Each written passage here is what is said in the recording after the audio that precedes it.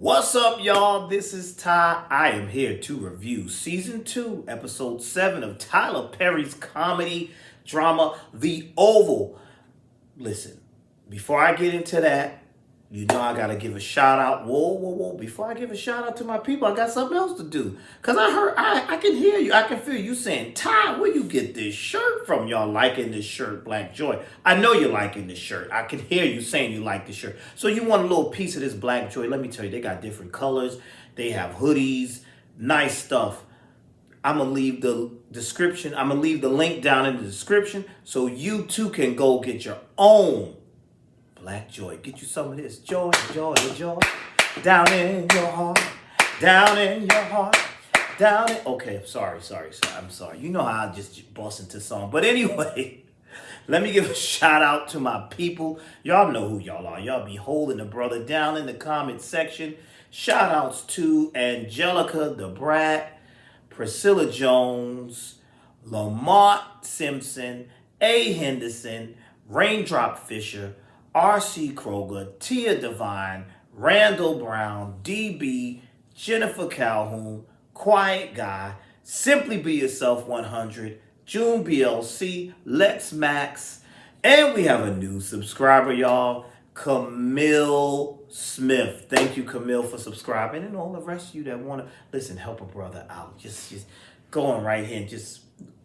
Look how that don't take you nothing to do that. Just hit the subscribe button. Let's keep this channel growing. A brother does appreciate it. And engage with me. I love comments. Leave some don't be negative. Now I ain't gonna I don't argue with people on the internet. So don't leave nothing rude and nasty talking about how I don't look right and I look fun. I don't want to hear all that. Nothing negative. Let's have fun in the comment section. Let's be nice to each other, okay? Don't do no negative stuff, okay? Thank you. All right, so now let's get right down to this episode, which is episode 7, and the title is Hidden Secrets. We all know that Donald and Kyle are secret lovers. Oh, yes, they are. Yes, they are. And who walked in on the secret lovers but Alan? You know, Alan, the abusive boyfriend to Ellie. He walked in on those two smooching and kissing and carrying on. And so now Kyle decides he's going to have a meeting with him and step to him. And, you know, Alan is sitting there a little nervous. It's getting hot in here. He's all like, oh, I'm so hot. I'm hot. And so here go Kyle. Oh, you hot like sexually? And I said, leave it to Kyle to just be a pervert and make everything about sex. Oh, you hot sexually? Well, what do you mean you hot? You know what the dude means. Stop playing games. So Alan had to explain, I'm hot as in we need to put some air on. Well, I'm just fine. So he just, cut the small talk. He says to Alan, like, listen, what did you see? Because he want to know if Alan saw a kiss in the dark. He wanted to know if Alan saw all that carrying on. Because, secret love. Why can't we tell somebody? He wanted to know if Alan saw all that. Alan saw that. He walked right in on y'all carrying on like that. Y'all should have waited till you got home. See? Should have locked the door of the office anyway. So basically, then Alan says, look, I ain't see nothing. He did one of my, I ain't see nothing. I don't hear nothing. What are you talking about? I ain't see nothing. He said, good. He said, where are you from? So Alan told him he's from New York. And here go Kyle. Oh, New York. He's trying to do the New York accent. He goes, what part? Now you messed up right there because we don't say what part. That's not a New York accent. What part? That sounds more like Boston and Massachusetts up in that area. Part. We don't say that. Part. We say part. But I was like, whatever. And so he said to him, listen, anyway, let me tell you something. What you didn't see, if I find out that you tell somebody about what you didn't see, I'm going to take your eyes out. I said, oh, well, talk about a threat. Listen, that was a threat right there. And so Alan like, look, you listen, your secret is safe with me. You ain't got to worry. I know my place. And he said, I'm glad you know your place and you value your life. But what a shame, that you got to threaten this man because he saw you kissing somebody. Why y'all ashamed? Just come on out and be happy. What's the problem? Just be happy. Anyway, let's move right along to the lovely Priscilla. The lovely Priscilla is on the phone. What did she do? Let's deal with Priscilla and Sam first, and then we'll go on to the other thing. Priscilla, I understand you're a little upset because your husband, he kind of let the first lady snob a little bit. But under those circumstances, he did pull away. He wasn't trying to get all physical with her. And he told you all about this. But she is stark raving mad with him. And Sam tells her, listen, I want to take that promotion. It'll be good. We could get out of debt, yada, yada, yada. Baby, this will be good for you and me. Yes, she is after me. Yes, she did come on to me. But I think this will be a good job for our career. Priscilla was not having that. Priscilla went into, you always want to be like your brother. You mad because you ain't got no kids. You mad because I didn't bear kids for you. You mad that he has all those kids. I see it. You want to throw up my mother's death in my face. And you mad that we don't be having a lot of sex. Ma'am, can we improve that? Can you start having sex with your husband? Like, come on. What's the problem here? What is the problem? So she's like, he said, listen, this is be great for us. She said, hey, no. There is no us. I think Priscilla's doing too much. I'm sorry. I understand she's upset, but she's like, I'm so disappointed.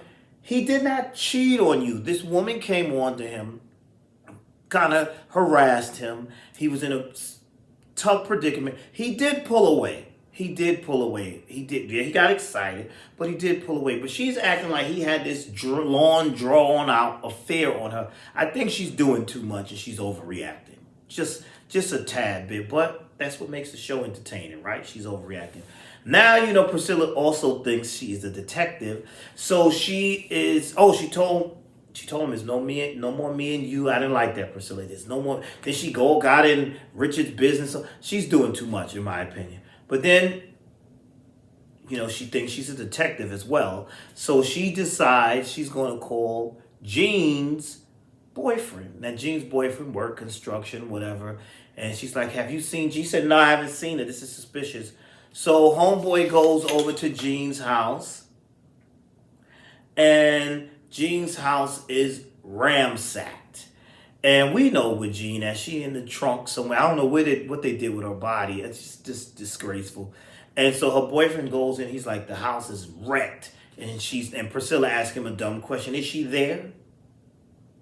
No, Priscilla. She's not there. And then he says, nah, she's not here. And he's like, listen. He says, listen. This is a mess right here. So she tells him call the police. He says, listen, he did the Scooby-Doo. But she said, call the police. I got a record. I ain't calling no police. She said, you ain't touch nothing, right? Get up out of there. Just get out of there. Go. So I'm like, this is a mess. I hope this boy don't get framed for this foolishness. Now let's move on to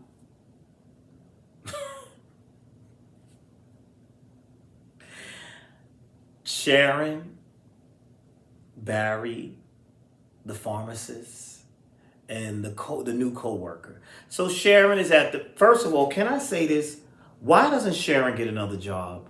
What's with this? What is this? This pharmacist that loves you or whatever this is. He's into you. Him and Barry don't get. Once that whole incident of him ramming that car through the pharmacy, you should have got yourself another job once you decided you were going to get back with Barry. So anyway, she's talking to the pharmacist, to her co-worker, trying to get more information out of him because the co-worker lived in the town where the Ragadushis are, the cult that has Barry's daughter. So she's asking him questions and certain things, and he says, I don't want to get into rumors and something stupid. I thought that was stupid. Meanwhile, as she's talking to him, here comes Barry, because Barry saw that pregnancy test. Here comes Barry. Come outside, sweetheart. He wants to talk to her. Now, this was all confusing to me and all ridiculous. So he says, is there something you want to say to me? And she's like, no. He's like, you ain't going to tell me you were pregnant? And she's like, I don't want to do this right now. Now, this is what I don't understand. If you're in a relationship with him and you happen to be pregnant and he is the father, what is this big, I can't talk, I can't do it, I can't say that right now, no right now. Just say, yeah, I'm pregnant. Mostly, listen, when my wife was pregnant, ex-wife, but when she was pregnant with our child, both children, both times, I was excited.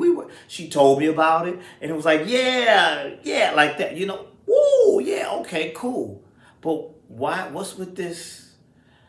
I don't want to talk right now. Like, just tell him, yeah, you're pregnant, and yes, it's his. That would be so much easier. But Barry's dramatic too, so he's like, "Well, is it his?" She slapped the guy's face. So my thing is, once he asked you, was it the pharmacist, you got offended and smacked his face. Why couldn't you just tell him flat out, it's your child?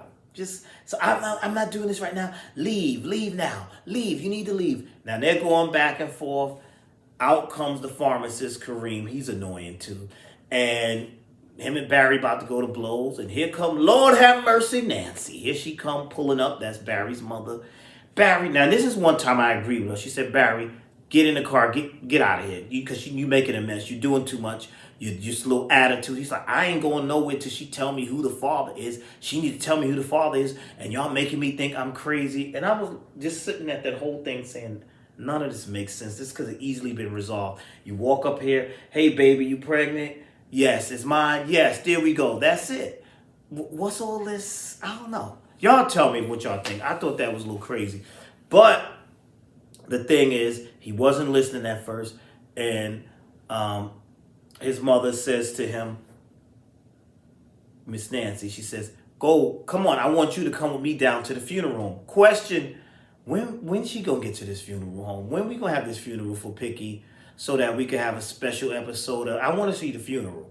So we have this, I said this last week, I'm gonna say it again. Tyler Perry, if you're watching this, I probably filmed it already, but can you reshoot it so I can have a funeral for Picky? I want to see Tamela Mann, I want Patti LaBelle, somebody singing at the funeral. I want a good churchy. I want all kinds of carrying on. And at the funeral, you can have Nancy reveal who Picky's daddy is, or have the guy running there. Look, I'm just writing the script for you. Look how you have him running there. I'm the father. Have somebody reveal who's the father, something like that.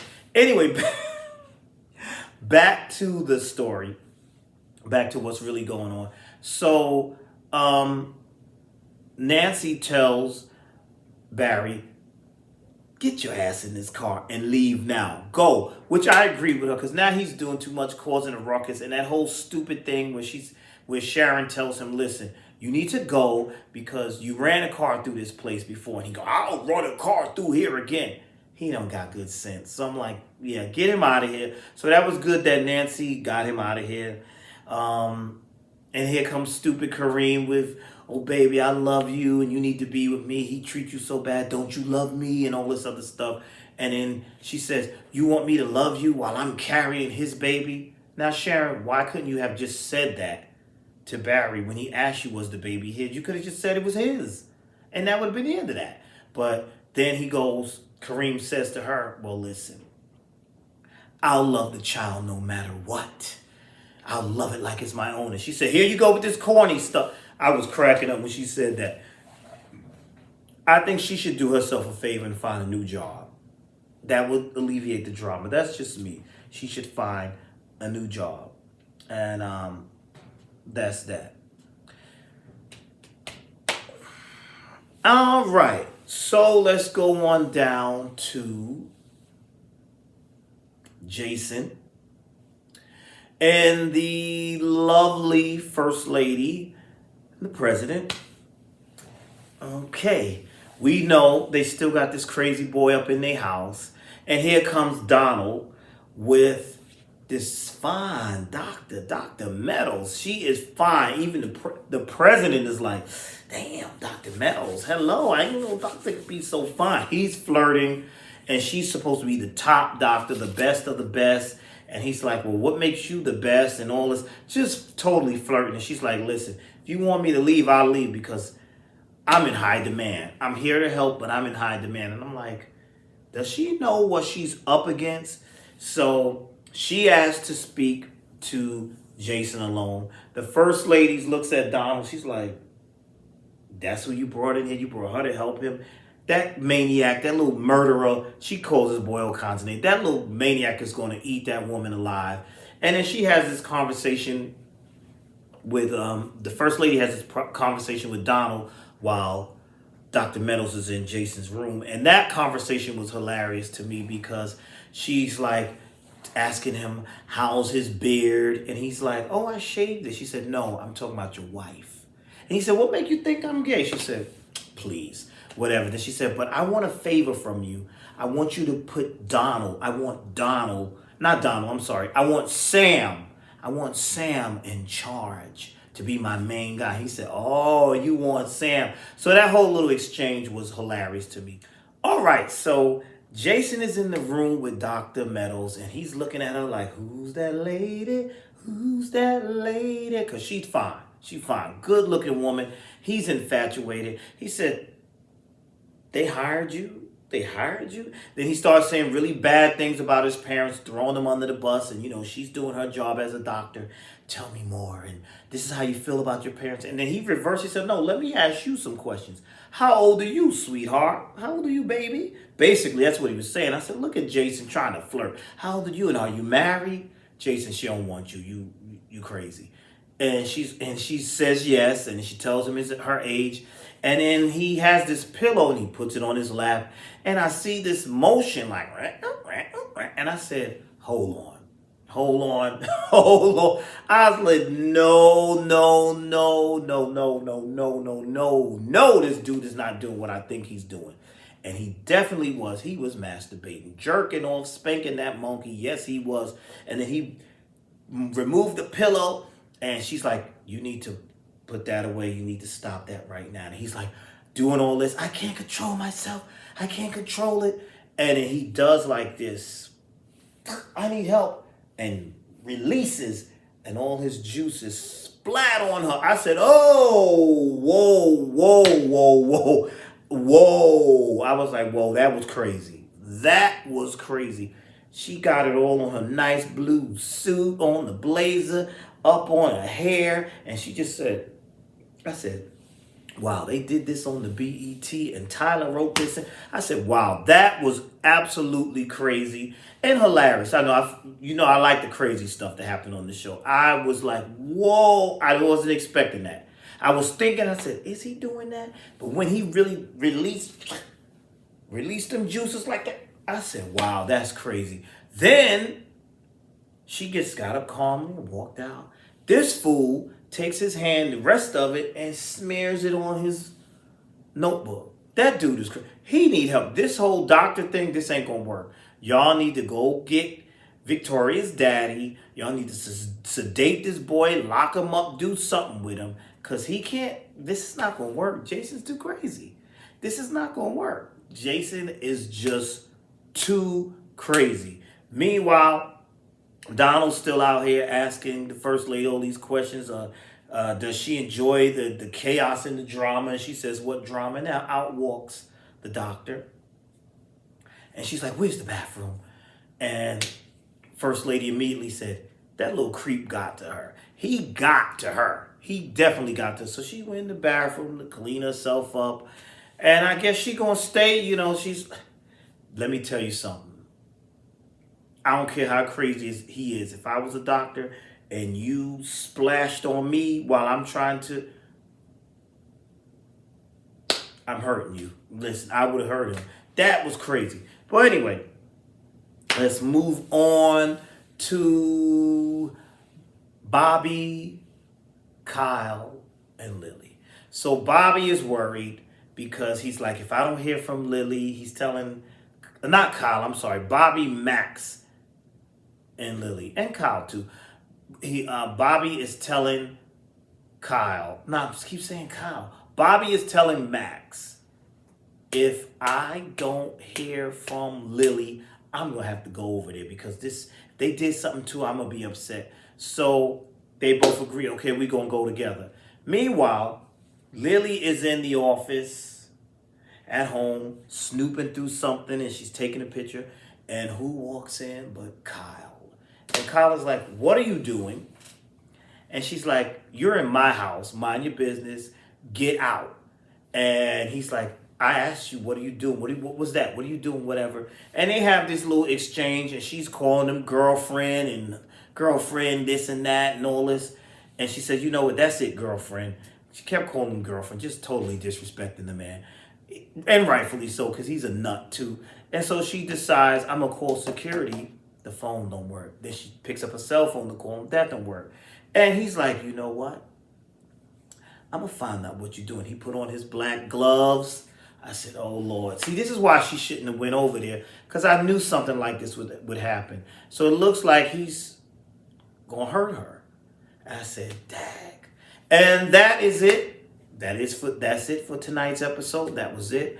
I thought it was a pretty good episode. I laughed. I was in shock at certain things. It was a lot of funny little lines, especially some of the stuff the first lady was saying. Oh, wait, it was something else. Richard and Sam had a conversation, and Sam was asking him stuff. First of all, Sam, mind your business. Handle your wife. Don't worry about whether Richard's going to go on a date with Frida. That's none of your business. You fix your situation with Priscilla, who's like hot and pissed off with you right now. That's what you do. So yeah, that was that. But other than that, I thought this episode was pretty good, pretty entertaining. That Jason is a wild boy. I say they lock him up. Now we got to see what's going to happen next week. How they going to handle all this. Will Dr. Meadows come back? We will all have to wait and see next week. So thank you for sticking with me with this review. Please like, comment, and subscribe. And I will see you all in the next video.